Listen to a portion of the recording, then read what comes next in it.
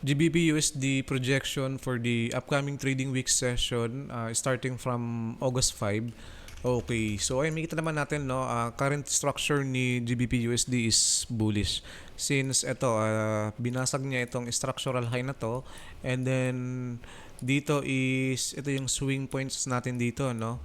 And kumikita naman natin nagkaroon dito ng extreme pullback si GBPUSD, and actually ayun no, ang ganda ng naging bounce niya rito sa optimal area ko na to, no, dito sa Fibonacci area ko na yan, no. And kumikita natin yung bounce na ginawa niya rito is very impulsive, no.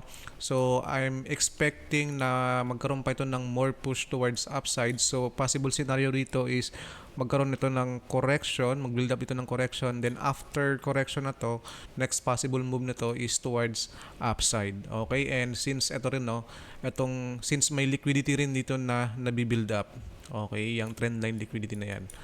Okay, so dito kay GBPUSD, bullish ako rito for the upcoming trading week session starting from August 5.